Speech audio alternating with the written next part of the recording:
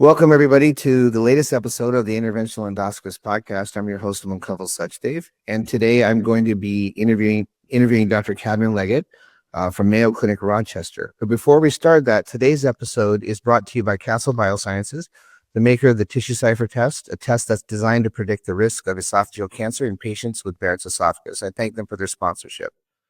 So, Dr. Leggett, welcome. Thank you for joining me on a nighttime in Minnesota, a cold night, probably. Yes. Thank you for having me.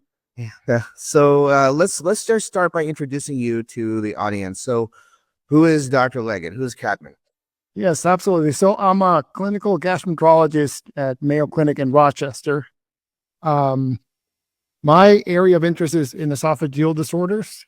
So my clinical work spans from diagnosing achalasia, treating eosinophilic esophagitis, but I would say my endoscopy practice is centered around the management of Barrett's esophagus. So I'm deeply interested in the ability to use technology to diagnose dysplasia, right, at an early stage where we can treat Barrett's. And along those lines, the application of artificial intelligence for the early detection of neoplasia and Barrett's, as well as squamous, although squamous is not as common here in the States, as you know. Yeah, absolutely. And I think you're kind of in a perfect environment because if I remember from my pre-residency and fellowship days, is it Olmsted County? Is that the county? Yes, you got it. A lot of the Barrett studies are out of there in the Midwest, especially with the Scandinavian population and everything in Minnesota, etc. So that I know in the Midwest of the U.S. you see a lot more Barrett's than maybe we do out in the Southwest, although we have a fair share as well. So let's talk a little bit about your training and your background. So, medical school was at the University of Chicago, and then you did residency and fellowship both at Mayo Rochester, correct? Yes, and I completed what at Mayo it's called the clinical investigator track. So that provided me with 2 years of research under the mentorship of Ken Wang. Oh, wow. He's world recognized expert in Barrett's esophagus. He basically established the Barrett's practice right at Mayo Clinic, and so I was fortunate enough to train with him. He taught me not only the research aspect of Barrett's, but as well as the technical skills for recognizing dysplasia, neoplastic lesions, and the treatment, right? And along with that, Dr. Prasad Iyer, who is now in Mayo Clinic, Arizona. So he recently is a division chief now at Mayo Clinic, Arizona. So I worked with both of them through the Barrett's esophagus unit through most of my training, and then obviously as staff. So I joined the practice in 2015, and Dr. Wang retired, I want to say 2-3 years ago, and he transitioned his practice to me. So now That's awesome. Yeah, I've had the pleasure of meeting him a few times. One of my partners was part of the esophageal practice at Mayo Scottsdale for several years, and so before he was my partner, he was my mentor. And so when I would tag around with him at DDW or any of the meetings and follow around, I would always meet Dr. Wang with him. So he's a really nice guy. And every time I met him, he was a very gracious person. So. And it's amazing, so some of the patients that I'm seeing are patients that I've followed with him for many years, right? So back in the era of photodynamic therapy, right? So many plus years, right? So big shoes, right? So they big shoes to fill, right? So when they come back and they're always asking for Dr. Wang, they highly respect him and always want to know what he's up to. Well, you probably get the odd patient every once in a while who looks at you and you walk in, they'll say, "You're not Dr. Wang." Dr. Wang always, had a good sense of humor with his patients. So his patients want me to have a good sense of humor with them as well. So it's a nice practice, right? It's a great practice. Yeah. No, I mean, I think obviously when you're dealing with certain esophageal disorders, you've got to be able to quote unquote lighten the mood for a lot of the patients, and that's a talent that you get. So kind of before medical school, let's talk a little bit about your background, your childhood, and things like that. So, if I remember correctly, you grew up in Peru. Yes. So talk a little bit about that growing up there. Yeah. So I grew up in Lima, Peru, and I don't know if you've ever been to Peru. Most people know, Machu Picchu. Lima is a great city for the food, for the, it's no great experience. So I grew up there. I have family here in the States, so I have my family kind of in the States, have the family in Peru. My closest family and my wife's family still live in Peru. And then I came to the States for college. So I went to the University of Miami, where I studied biomedical engineering. So that was kind of my first kind of experience with the field of medicine, really, where I was able to then do biomedical engineering and a pre-med career. And then my first experience with winter was, as you mentioned, in the University of Chicago. That's the first time that I actually saw snow. And the rest is history. I'm covered in snow now. Yeah, I know. And actually similar thing. I grew up in Arizona my entire life. And I had seen snow on the ground when we would go up to Flagstaff or something like that. But I've never actually seen falling snow until I was like 36 or 37 when I was an interventional fellow. And that was at Northwestern. And John Martin, who really well. He was my mentor, one of my mentors. And I was doing an ERCP with him. And after we were done, there was this little corner of the endoscopy lab where it had this control room for the fixed fluoro that he used to review the pictures and dictate. And I was standing next to him just listening, but I looked out the window and the snow was falling. And I literally was just staring outside the window for like 3 minutes. He looked at me, he's like, and John is a very proper guy, but he can drop the F word a couple times during a procedure or afterwards. He's like, "What the F are you doing out there? What are you looking at?" I'm like, "I've just never seen snow falling, like it's kind of new to me." So I was fine. I had a similar experience, and now I have all the appropriate gear. When I moved to Chicago, I didn't have any of the heavy jacket or any of that. Now in Rochester, I have all the appropriate gear for surviving winters. Oh yeah. No, my daughter goes to college in Cleveland, and in November, just before Thanksgiving, I flew up there, and we had to go snow clothes shopping because none of us had ever had any or knew what to buy. So she had to ask her friends, like, should I buy this and should I buy that? And one of them almost pranked her to make her buy snowshoes. Well, it's come in handy once in a while. Yeah. So as a child, or as a teenager, what influenced you to pick biomedical engineering? I would say my dad was a great influence. He was not a physician. He was a marine biologist, and so strong interest in science. And we had physicians who were friends of the family, so that was kind of my first exposure to medicine. Kind of rotating with them through the OR, through the clinic, and that kind of piqued my interest. I was initially thinking about staying in Peru, and I actually did some medical school in Peru before moving to the States. And there, as it is in many other countries, you have to kind of choose your career right out of high school, right? So you're like, 17, 18, deciding that you want to be a doctor, right? So that's when I kind of expressed an interest in medicine. But then when I moved to the States, that interest kind of became solidified with my undergrad career. So I mean, that's an interesting question, and if you feel free to answer if you're comfortable. But so you were in medical school, and then you made the decision to leave it to go to under the U.S. What was kind of the thought process behind that? Yeah, it was a time where the opportunity just kind of presented itself, and it's always kind of hard to at that age, at least, to kind of move away from home. In this case, I'm moving to a different country, right? But I thought it was the right thing to do at the time. It was, a good opportunity, I don't regret having done that, right? I think it opened a lot of doors, and the training that I received both through college and medical school was outstanding. And I'm curious by that because I did the same thing, but the opposite way. So I started undergraduate in the United States, and after 1 year, I moved to medical school in India. So I did the exact opposite for you, but left home, same 18, 19, different country. I spoke the language a little bit, not well. couldn't tolerate the food for the first year, lost a lot of weight. But yeah, I know it's interesting to meet somebody who actually did very similar thing that I And, is. and as you probably know, the cost of medical school is abysmally different in the States compared to other countries, right? Yeah, You, with a loan in the end of medical school here, right? So yeah, I think my entire thing cost me, because I was a foreigner in India. It cost me $50,000 total for 4 years. But my wife, who was born and raised in India, I think she paid less than $5,000 for entire medical education when you translate it rupees to dollars.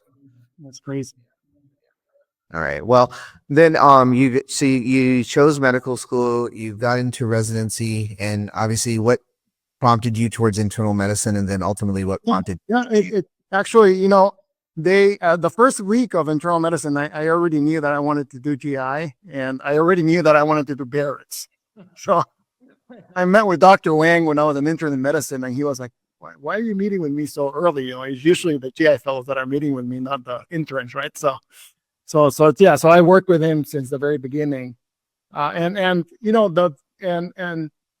this is a little bit personal, but I'm happy to share it. But the reason that I was motivated to do that was because my father was diagnosed with esophageal cancer when he was in his 50s. So I had moved to Miami. It was my first year in college, and I get a phone. But back then, you would get a phone call. You wouldn't get a text message, right? So I got a phone call from my family in Peru that my dad had just recently been diagnosed with esophageal cancer. He actually moved to Miami for treatment, right? So he moved there for chemotherapy and his surgery. Unfortunately, it was a little bit, the advanced stage and too late to actually, save his life. So he passed away 2 years later when I was still in college before I graduated.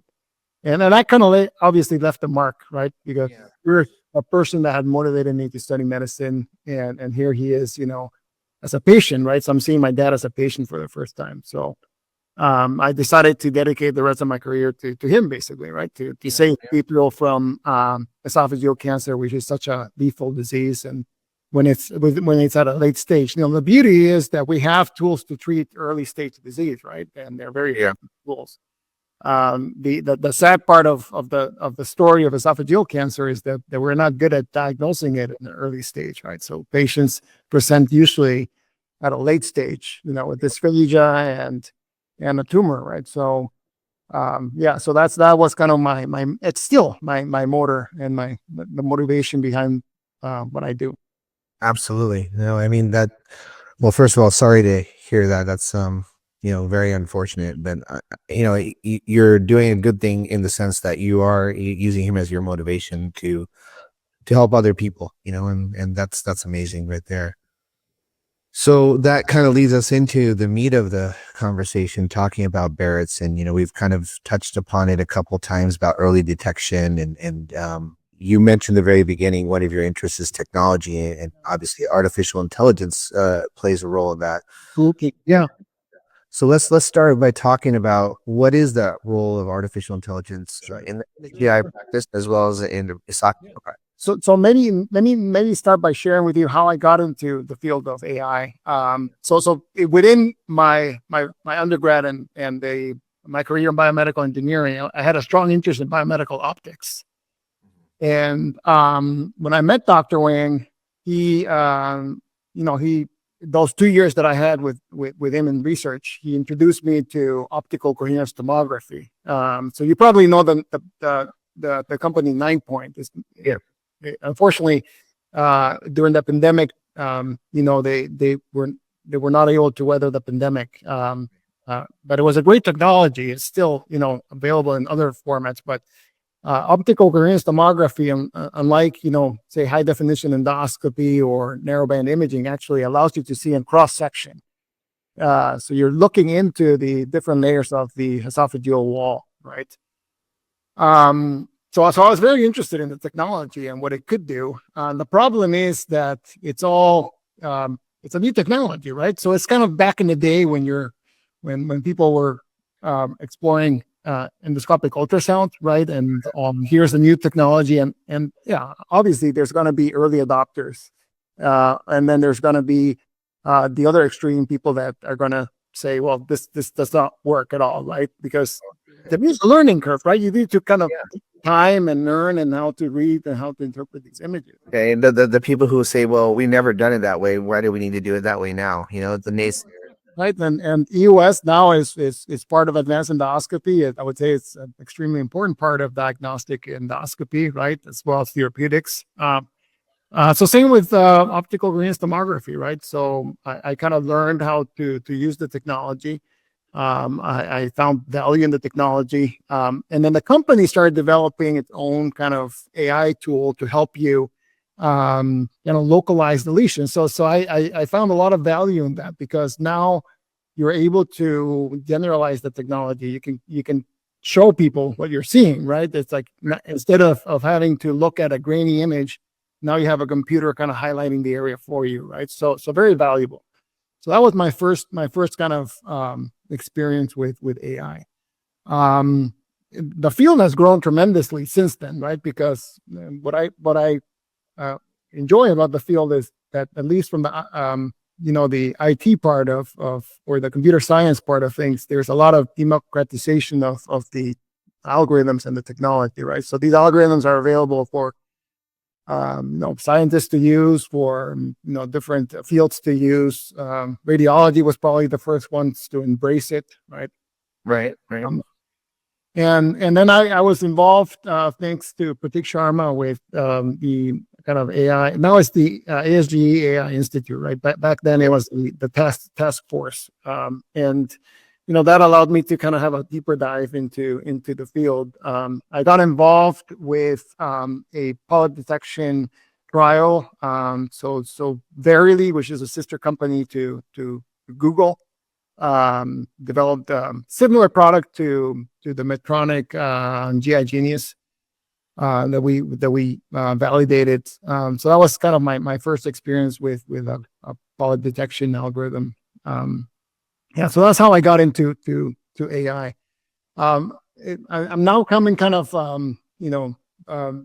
back to my area of interest, which is Barrett's, and how to apply AI to Barrett's, right? So one of the kind of so we were talking about how esophageal cancer presents at a late stage, right? And so there's a lot of work in the field right now, as you know, and your audience knows, about early detection, screening for Barrett's with minimally invasive tools like the sponge. You've probably seen these devices, right? Like not used the cytosponge yet, but right, the cytosponge, and there are other devices coming out, that will, I think, aid in the detection of Barrett's.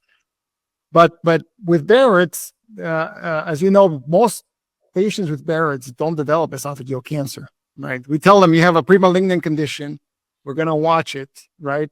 And that's it, right? And if there's no evidence of dysplasia, we're going to see you back in 3 to 5 years. So we do risk stratification using a histologic marker, which is marker dysplasia. But imagine now that you enlarge that pool of patients, right? Of non-dysplastic patients. It's going to be hard for us to know who needs an endoscopy sooner and who needs, who can wait a little bit longer for their surveillance endoscopy, right?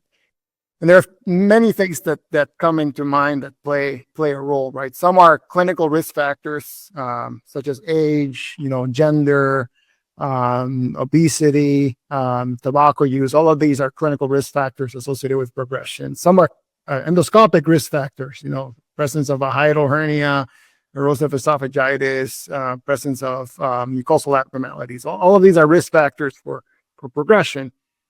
But ultimately, it's in the hands of the endoscopist who is doing the procedure to do a good exam, right? To follow the Seattle protocol, to be able to detect sometimes what is very subtle area of dysplasia, right? So it can be very focal and very subtle. So that's where I think, from an endoscopic standpoint, AI is going to come into play, right? So there are algorithms that are being developed. there are, both in, in Europe and here in the States that do kind of something similar to what the GI Genius or the other polyp detection algorithms do, which is basically highlight the area of dysplasia. Right. Sometimes even segmented, right? So they delineate the borders of that lesion and tell you, where to take a biopsy, right? So that will, I think, increase or hope that it will increase the ability to diagnose dysplasia, right?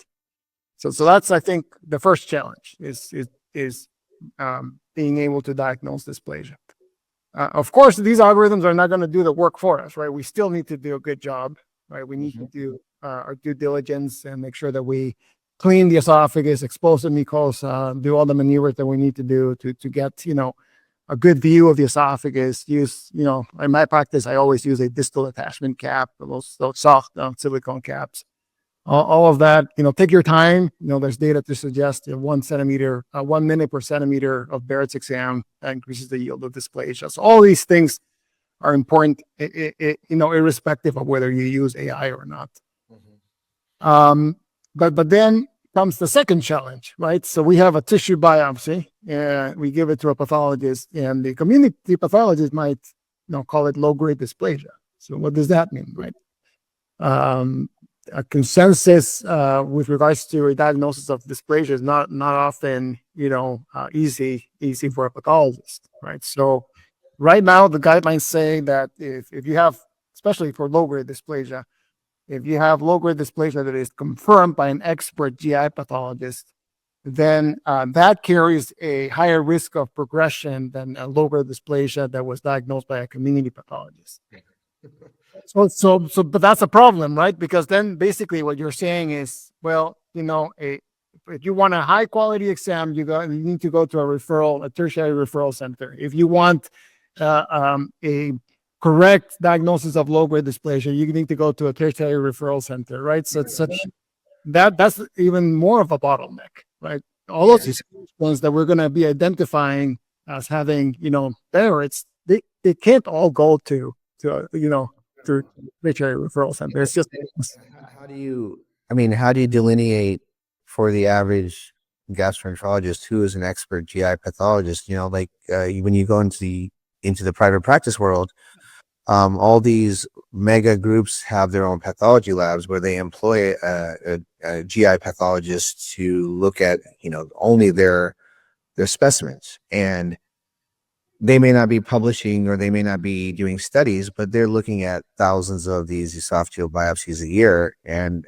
they may not be considered quote unquote expert GI because they're not in academic environment. So it's hard. And that's another. That's actually, I'm smiling because it's to a certain degree is a self-proclaimed expert GI pathologist, right? That's what it ends up being, right? So there is no certificate that you get, to say, okay, you're an expert in Barrett's esophagus. You're absolutely right. A community pathologist with enough experience can be an expert, right? But there's no path of certification for becoming an expert Barrett's pathologist. And it's the same problem we have on the interventional side, where we have people in my own community that did, EUS training in Canada, and they went and, observed or participated in 30 or 40 cases.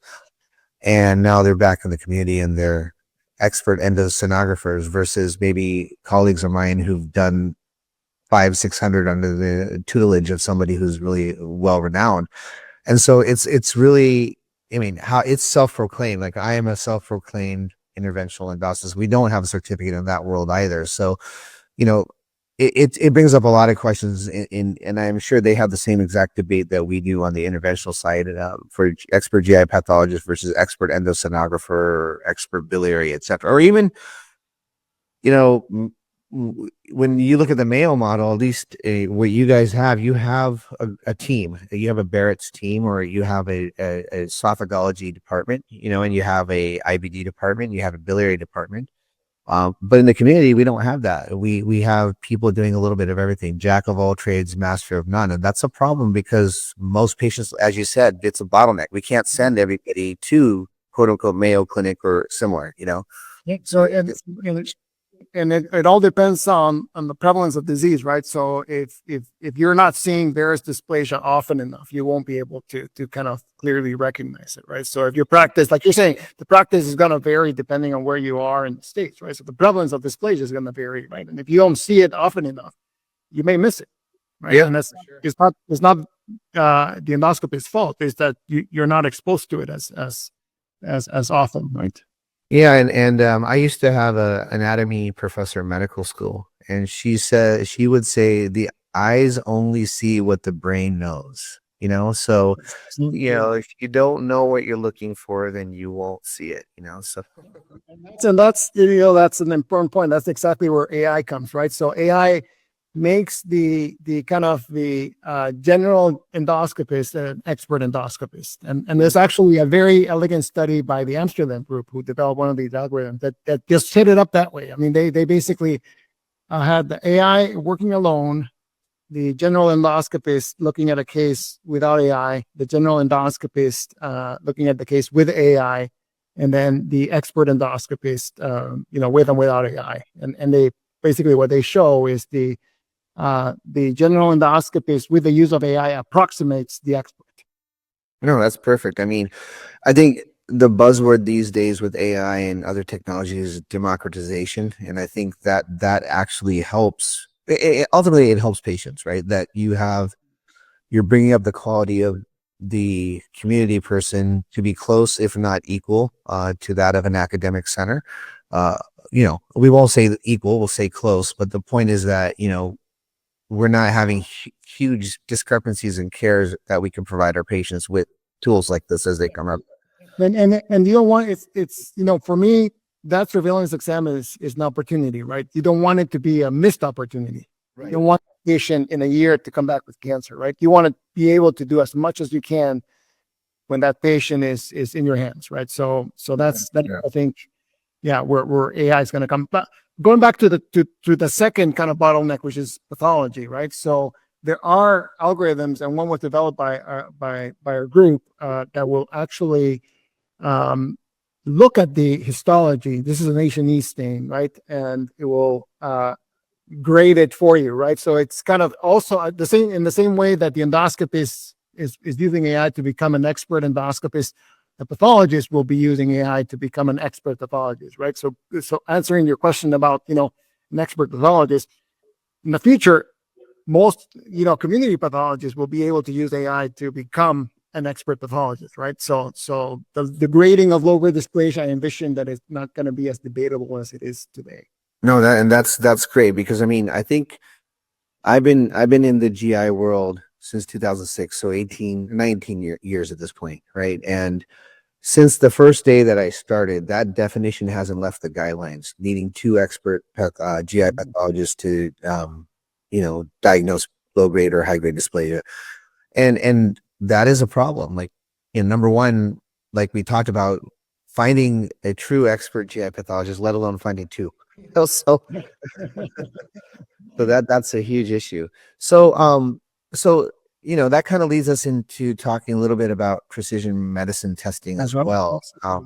They, as I said in the beginning, I want to thank Castle Biosciences for sponsoring this podcast today. So we're going to do our best to talk about this in an unbiased way. But let's talk a little bit about precision medicine and specifically TissueCypher. Yeah. So one way of looking at this is increasing the window to identify patients at risk, right? So what we're doing is molecular profiling, right? So instead of using dysplasia, which is kind of the end result of genetic alterations and molecular, processes that lead to a structural alteration, which is recognized by the human eye, which is dysplasia, we are saying, well, let's look at a mutation that happens, prior to the tissue becoming dysplastic. And perhaps the one that is the most studied is P53, right? Right. So P53, the changes in the tissue happen before actually that display. So there's two roles in my mind for P53. One would be risk stratification, and the other is to kind of help pathologists determine, presence of low-grade dysplasia. Right. So you can use this as a as a confirmatory test as well, right? But you're basically enlarging that window of opportunity to say, well, we're detecting something in your tissue that is indicating that you're going to progress to dysplasia, right? So then that opens up an interesting paradigm, which is when should you act, right? When should you provide that patient with treatment? Right now, we say, let's wait until it becomes either confirmed low-grade dysplasia, and you can say, uh, multi-level low-grade, or, persistent low-grade, as other risk, for progression, or high grade. And then that's when we are traditionally high grade. And that's when we are going to say, okay, now we are convinced enough that you're going to progress to cancer, and we are going to provide you with therapy, right? But if you enlarge the window and then you have molecular profiling, should we be treating patients earlier? Right, and that is a rhetorical question, right? We don't know. Right. We would. I suspect that in the next decade or so, that our practice for Barrett's will change, because we will be doing kind of precision medicine, molecular profiling, identifying patients, maybe even with non-dysplastic Barrett's, that have a certain phenotype that we know is going to progress, and provide them with treatment. I think that would make sense, because right now you tell patients you have a pre-malignant condition. Well, let's just wait and see what happens, right? And that's very anxiety provoking, right? If I put myself in the shoes of a patient, yeah, and no, we have all had dysplastic patients in the practice come and tell us, why don't you just ablate it? Why don't you just get rid of it? 100%. It's because it's always in the back of their mind, right? Every single year or every time they have a surveillance endoscopy, they're really scared. They're thinking, well, what about if in that period of time this turned into cancer, right? No, and I still remember this one patient I had. He was I think he was 28, and his father died of esophageal cancer. His uncle had esophageal cancer, and he had a 2 to 3 centimeter tongue of Barrett's, which did not show any dysplasia, but he had Barrett's for sure. And he was scoped several times. And we tried to get him his ablation approved by the insurance, and they would not do it, right? So he basically talked to the hospital, and I talked to him. It was Barrett at the time. This is pre-Medtronic. We had an extra catheter that was close to expiring, so we got that, put it on the side, and talked to the hospital. They said, we'll just bill him for an EGD, and we waived our fees as the physicians.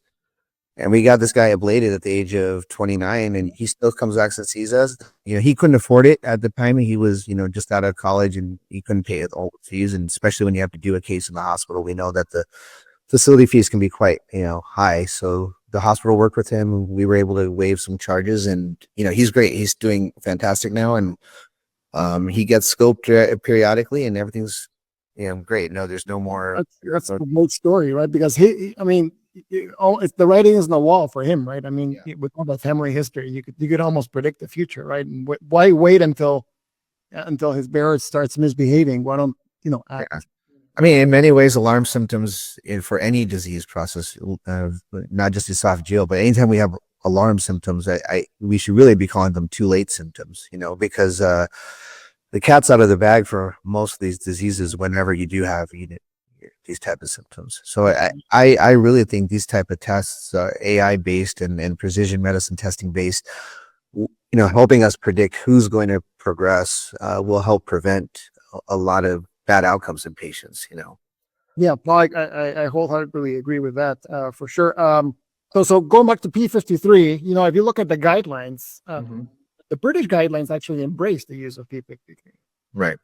But American guidelines, like for example ACG, there's a conditional kind of recommendation, right? You could use it, right? Which is interesting, right? Because the longest track record is with this tumor suppressor, right? And there are other molecular biomarkers, right? And maybe that leads me to talking a little bit about TissueCypher, or also known as TSP9, because there's 9 biomarkers that are used, right? It's not only P53, but P53 plus eight other biomarkers. along with kind of tissue structure alterations in the epithelium and the stroma and the cytoplasm, nuclei, things that pathologists often look for in the tissue for diagnosis of dysplasia. So then you pair these two, right? And you have what's called, or the term that is used is spatialomics, right? So you see the distribution of these biomarkers in the tissue, right? And that's where AI comes into play, because imagine 9 biomarkers distribution in the tissue. It becomes a little bit too onerous for a human being to be able to go through all this information and say, okay, you're at risk, you're not at risk. So that's when AI kind of provides you with a risk score, right, or a classification, right? So you're either low risk, intermediate risk, or high risk. And then in addition to that, there's a score, and that score represents the 5-year probability of progression.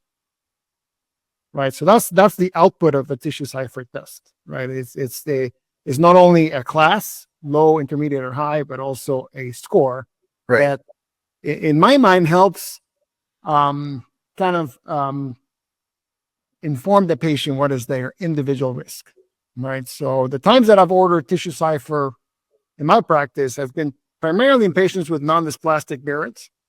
And to date, actually, all of the tests that I've ordered have been a low risk score, and that's actually good, right? Yeah. Because the test is designed in a way that it will kind of capture that patient population, and the patients that the test has come back, and I discussed with them, you have a risk of a 5-year probability of X, and you have a low risk score. They are very reassured, right? So when they come back for their endoscopy in, 3 to 5 years, I feel that anxiety that they would have had is relieved, right?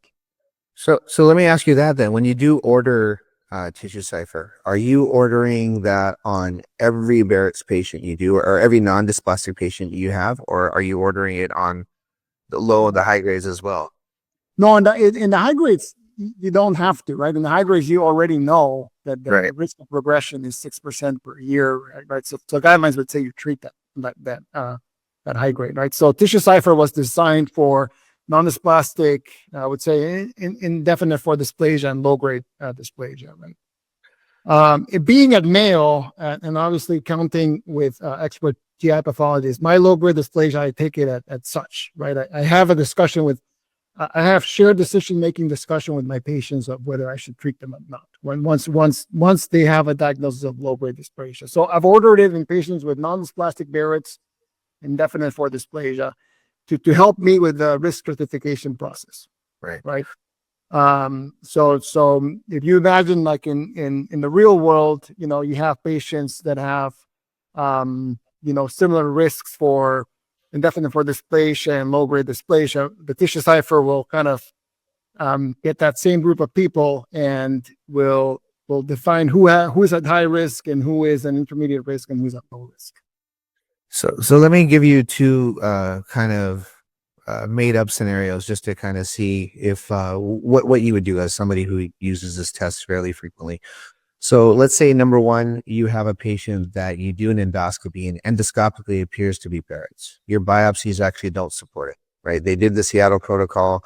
You do the biopsies, but they're not really calling it Barrett's. Is TissueCypher appropriate in this situation or not? Yeah. So the short answer is no. So you need to have a diagnosis of Barrett's defined by the presence of goblet cells, intestinal metaplasia, right? And the company will do its due diligence to make sure that that's the case, right? So they'll make sure that it is a diagnosis of Barrett's before running the test, because the test was designed and validated for Barrett's esophagus. Okay.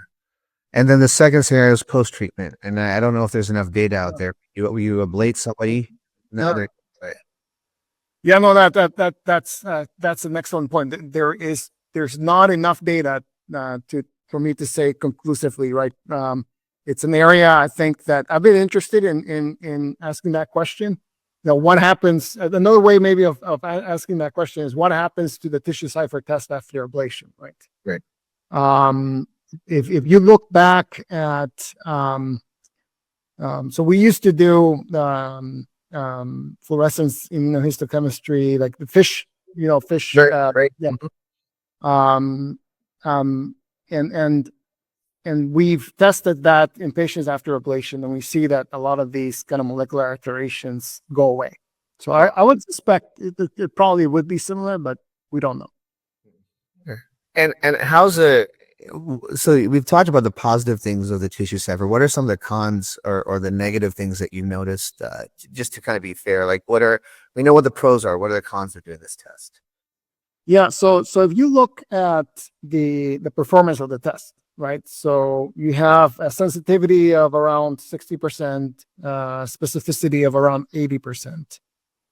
Negative predictive value is high. Is if I recall, 97%. But the positive predictive value is low.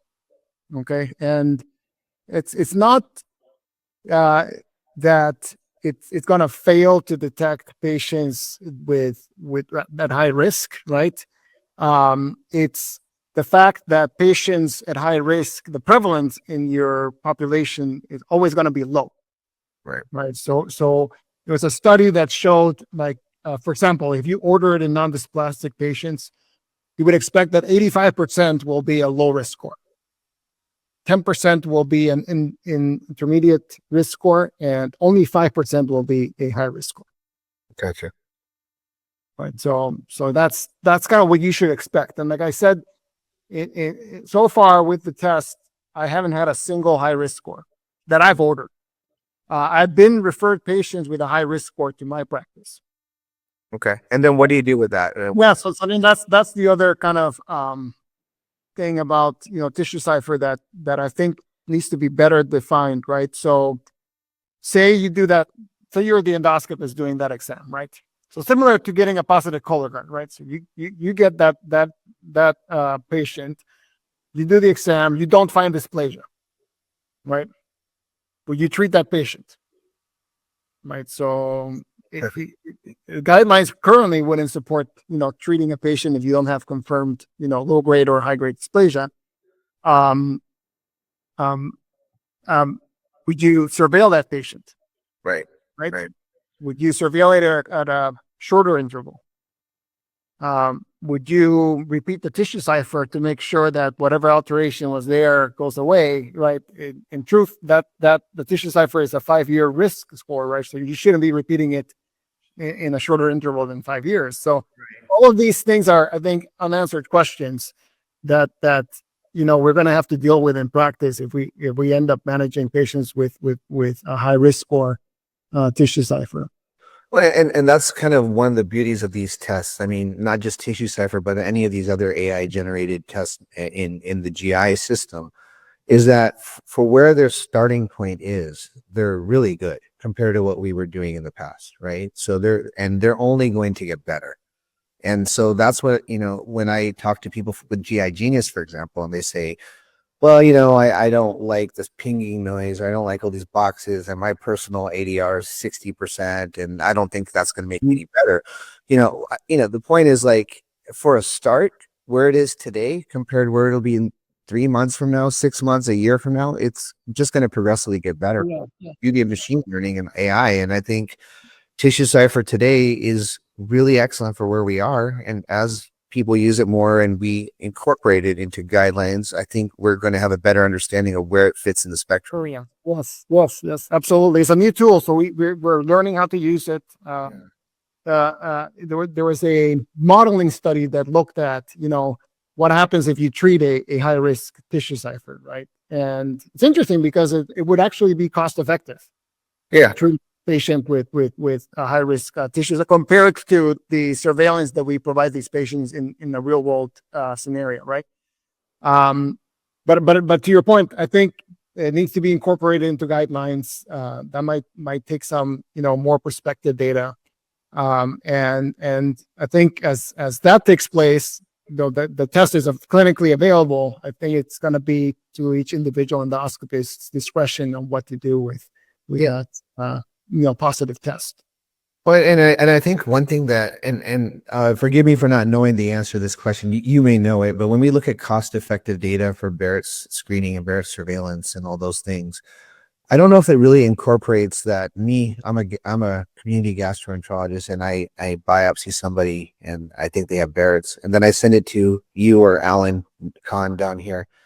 Well, you guys are not going to just take my word for it, no matter how well you're going to repeat that endoscopy. So is that repeat endoscopy within the, month or 2 months accounted for in those cost analysis studies? Because, at some point you'll do that, then you'll treat them, then you'll rescope them, then they'll be sent back to the community gastroenterologist who's not sure. So he'll scope maybe more frequently than the guidelines. And, if you get this thing and you can score tells you it's high risk and you just get rid of it, a lot of headaches are gone. Absolutely. Absolutely. Yeah. And that study that I'm mentioning with the risk cost effectiveness does take that into account. Sachin Wani did a study to see what was the real world utilization of endoscopy in patients for surveillance for Barrett's esophagus. And on average, like non-dysplastic patients are getting, every 2 years an endoscopy. That's kind of the mark that we used for that study was 2 years instead of 3 to 5, right? Because you're right, there is overutilization of endoscopy, and you could advocate that it's overutilization, maybe even driven by patient anxiety, and the yield is probably not high, right? If you biopsy a short segment non-dysplastic Barrett's, 3 times in a row, you're not going to find dysplasia, right? It's the wrong patient population to overutilize endoscopy.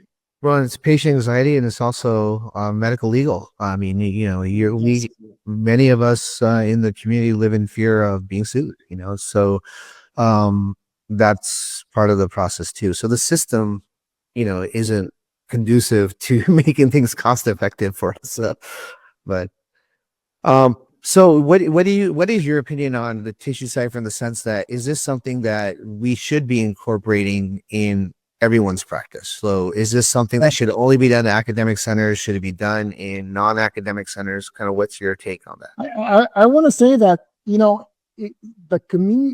the community is probably a better place for the utilization of TissueCypher than academic centers. So if you look at my practice is a referral practice of patients with high-grade dysplasia that need treatment, right? So I'm not going to be ordering a TissueCypher there. So the implementation of TissueCypher at an academic center may actually involve kind of more pieces, right? So as the primary care doctor that is ordering, especially if it's an open, source system, right? So if you're ordering, if the primary care doctor is ordering an endoscopy, you can't expect the primary care doctor to know about TissueCypher and click the button, order the TissueCypher. That's the challenge, I think, in kind of an academic setting, right? Well, in a community GI practice, you are seeing the patient, you're talking to them about the risk and benefits, you are talking to them about TissueCypher, and you're doing the endoscopy, right? So it's a little bit more streamlined, I think. Yeah, and it's an interesting world for Barrett's. I mean, I've been watching it for my whole career, and like right now, you've got your endoscopy, you've got your TissueCypher, of course, you've got your Watts C3, the biopsies, and then you've got all this different technology. And at some point, the dust is going to settle. We're going to have like a very clear pathway, hopefully, that you do X, then you do Y, and then you do Z, and then this is what happens, And right now, it's just kind of a big mishmash of different things to do. So that's excellent. So any other thoughts on TissueCypher or any other AI technologies that can help with specifically to Barrett's, or any other thing that you have thought of or heard of that's maybe our listeners might be interested in? Yeah. So I think, like we discussed, just to summarize a little bit how AI is going to impact not only the way that we perform endoscopy. Right. I always highlight that we still need to do a good job, right? So AI is not going to hold the scope for us, right? So we're the ones holding the scope. We still have to do a good job. It's just going to be a tool that is going to allow us to do a better job. So AI within the endoscopy suite, AI for the standardization of histopathology and and the exciting part is all this precision medicine, right? That is coming with AI, and we're going to see more and more of that. We get all the time to talk about methylation markers that's coming, with the sponge and the string as well. So all of that is going to be driven by AI as well, and will allow us to make personalized decisions for our patients, Barrett's patients. Yeah. And I think the one thing that we didn't talk about, but is I think a lot of people are familiar with, is using AI to find the patients. I think there's going to be tools. There are tools. Iterative has one that'll just help you scan and say this patient might be good for this study, and then or using AI just to search charts for patients who are high risk and who could benefit from an endoscopy earlier. Things that would probably be exactly the patient. Yeah. So point of care testing for the primary care to say, okay, my patients need to go to this specialist for this and, whatever. But I think AI is going to help that part of the practice as well. All right. Well, I really appreciate you spending your Wednesday night with me. It was really fascinating stuff to learn. Before we, sign off, I want to say a few things that I kind of add at every podcast. Number one is the societies. For all the listeners out there who haven't joined any societies, and that's specifically for the ones who are fellows or just fresh out of fellowship, really find that society that speaks to you, whether that's ASGE or ACG or AGA, etc., and join them and support them. They do a lot of work behind the scenes in getting these tests approved and getting reimbursement for the physicians and making sure that we can get the guidelines together. Also, one thing I always talked about every time is mental health. Especially in these winter months, people can be down. So for all our physician colleagues out there who are struggling, it's a good idea to seek help, talk to another friend, or even go on one of these apps that can get you counseling or find a therapist, because I think we all have very stressful jobs and stressful lives, and we try to balance being good physicians and clinicians with being good family members, and it's tough. So if you're struggling, reach out. And once again, thank you to Castle Biosciences for sponsoring this episode. Thank you. Thank you for having me.